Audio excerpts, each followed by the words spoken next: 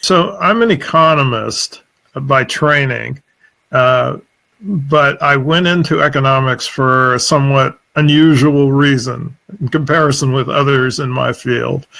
I have always been concerned about problems of inequality and poverty, but I think people are taking much more seriously a set of ideas that I've worked on in collaboration with some other like-minded scholars to introduce a set of social policies that I think would have a major positive impact on the problems of poverty and inequality.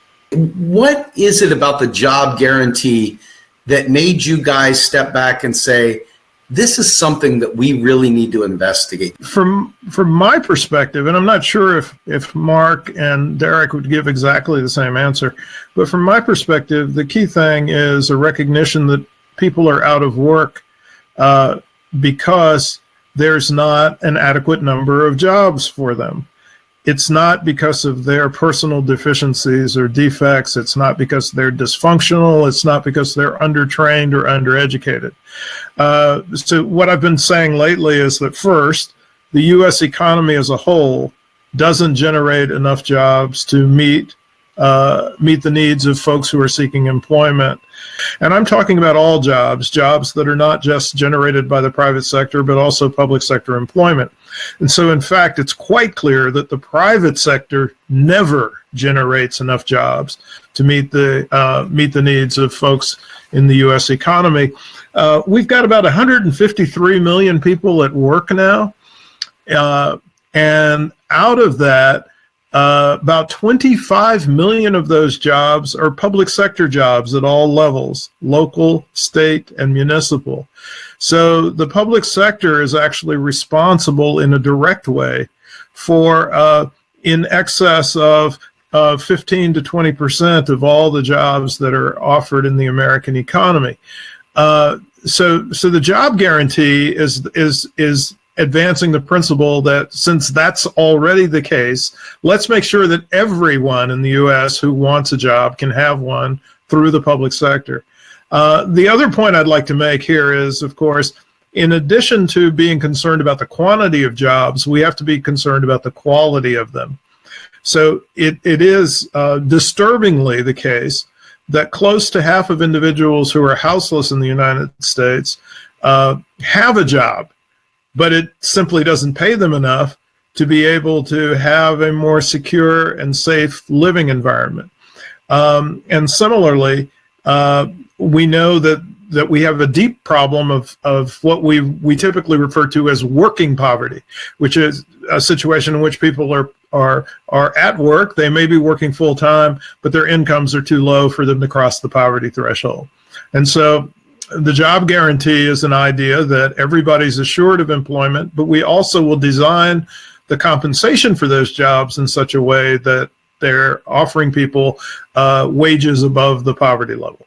So it's simultaneously a direct way to get full employment and also a way to eliminate working poverty. One of the fundamental premises behind the version of the job guarantee that I've been working on with people like Derek and with Mark and with Alan Aha and Ann Price and Daniel Bustillo, the version that we've developed is one that's predicated on the view that the public sector should act as a competitor with the private sector for the provision of employment. So that essentially what the federal job guarantee would do is create a set of jobs that are sufficiently well compensated so that it sets the floor on the compensation that all workers would receive in the United States. And individuals who might be self-employed could make a judgment as to whether or not they wanted to, at least for some period of time, take the public sector job that would have a lower risk of a flow of income. But at other times, they could choose to work on their own independently. But there would be, in some sense, a safety net, a true safety net, in the sense that anybody could seek a public sector job at any moment in time, whenever they felt the need for that type of work, and we would prevent people from falling into poverty. our existing anti-poverty system is one in which people have to be exposed to poverty before they get any kinds of protections or benefits. I mean, it gives people an exit option out of poor jobs if they're holding a bad job, and it gives them an exit option potentially out of the location where they're living if that location is not meeting their needs. Second point in your article spoke to the robots haven't taken over yet. We still need workers. Yeah, the way I like to put it is jobs may be disappearing, but work is not. And that work needs to be done, and we need to structure a way in which that work can be done with dignity, with adequate compensation, and with an opportunity for people to develop their full range of skills. And I think that we can do that through a program that's well designed for a job assurance or a job guarantee. I mean, I was thinking that, you know, the precedent for the type of program we have in mind is the Works Progress Administration during the Great Depression. The difference is that we have in mind a permanent program that's universally applicable to all adult Americans. And the WPA, unfortunately, was temporary. It didn't have to be, but it was cut off around the time of World War II. And it was not something that was made universally available to all workers. So this would be different on that score. But what was interesting about the WPA was the range of jobs that were offered under that program. And it included opportunities for individuals who were trained as historians to collect narratives from folks who had been enslaved, who were still living. It included the opportunity for visual artists to paint some of the most impressive and important murals that were ever created in the United States. It provided the opportunity for some creative writers to engage in their art form. And I think it would not be at all difficult or unimaginable to have those folks with those talents go into our schools, being funded through a federal job program for the purposes of enriching our young people. One of the things that's happened in recent years in the United States is a presumption that the only thing we should really be teaching kids are the so-called core subjects. And so as a result, we've diminished the importance that we attribute to social studies, which includes history, which from my perspective is the most important field.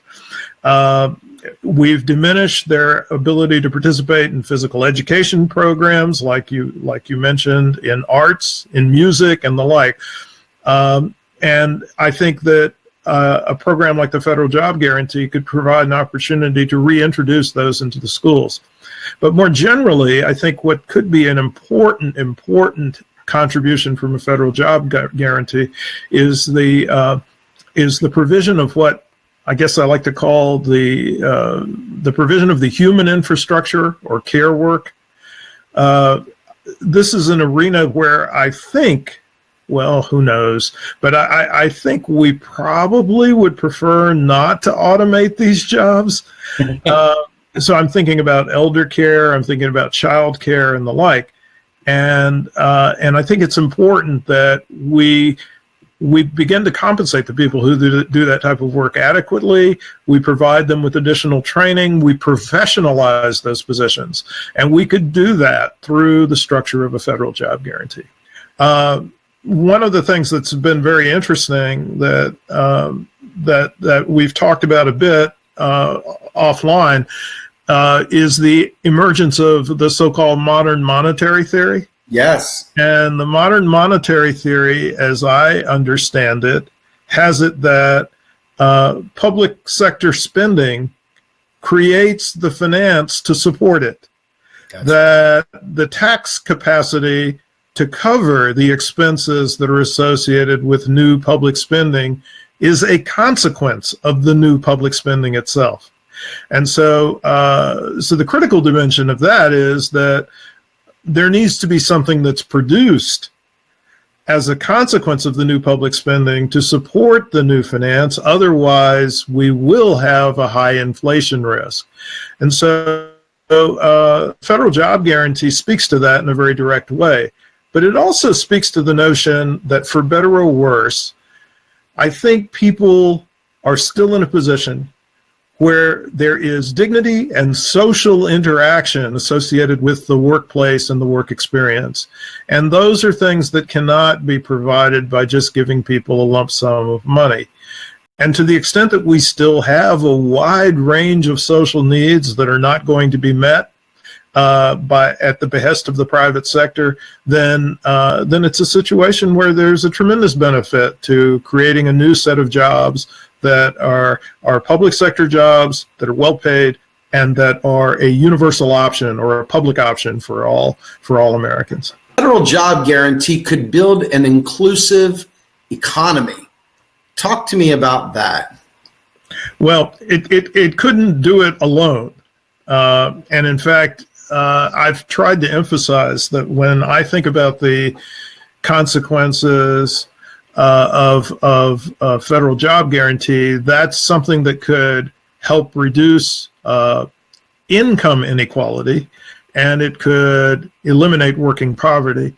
But it would do very little to address wealth inequality. So we would need to consider another set of policies if we wanted to tackle wealth inequality. But it's a terrific route towards more inclusion in the economy, because the job guarantee would ensure that folks who are from social groups that are frequently excluded from employment, subjected to discrimination and the like, would always have the public option for employment. So I'm thinking in particular of the problems that are faced by individuals who might have some type of disability. I'm thinking of the problems that are faced by our recently returning veterans who have a great deal of difficulty finding good employment. I'm thinking about the problems that are faced by Black American workers who are subjected to an unemployment rate that is 2 times as high as the white unemployment rate at every level of education. So they're groups that are excluded from full participation in quality work and quality opportunities in the workplace. And that's something that we could begin to address in a very comprehensive way via the creation of a federal job guarantee. Yeah. Once you set the baseline, once you set the basement, if you will, for the private sector to compete, I love that, by the way, because that makes them have to step up. You want to pick on me? Come on and get me. But you got to do this to get me, because I'm perfectly content serving my community right now.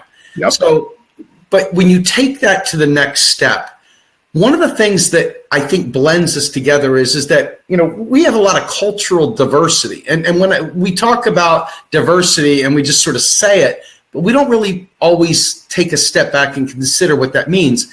We all relate to things differently. We have a different history. We have different life experiences. Our communities, even though we all eat, breathe, and so forth the same, we have a different experience. You know, that should not preclude us from working. Neoliberalism has decimated cultures and languages around the world. I believe the federal job guarantee would enable us to have cultural diversity in America in a meaningful way. Well, I think it's all contingent on making sure that if we were to introduce a federal job guarantee, we'd have to do it properly. I mean, I can think of some schemes for introducing a federal job guarantee that would not accomplish many of the things that the folks on my team have in mind. So it would have to be of the type where there was a real emphasis on developing jobs that were associated with the kinds of artistic, cultural, and historical practices that we want to maintain a high variety of. And so, yeah, I think we could do that, but we have to make sure that we design the program in such a way that we really accomplish that end. And so it's not just a question of of folks who are at the lower end of the educational spectrum being subjected to discrimination. Discrimination operates at all tiers, but if we can push the bottom up significantly, it may have a beneficial effect along all the rungs of the labor market. Or was federal jobs could provide socially useful goods and services. I think we touched on that a little bit, but go ahead and see if you can. Well, I mean, again, this goes back to this notion that we could use the structure of this program to address our public goods needs. And by public goods, I mean those goods that are socially useful but are unlikely to be provided in sufficient amount by the private sector because it's not necessarily something that they would perceive as profitable to do. And historically, that's included the physical infrastructure of the society, the building of roads, bridges, and highways, and the like. So I'm thinking that what we need to do is extend that kind of commitment to working on the physical infrastructure to our human infrastructure, to address needs like the services that should be provided within our schools, the needs that we have for an aging population to receive quality care, as well as for young children, particularly to the extent that we can have quality daycare services. Then it makes it possible for parents to explore other kinds of work options themselves in a way that they couldn't if they had to look after the kids on a 24-hour basis. Let's go to the last one of this right here, and it is to stabilize the economy.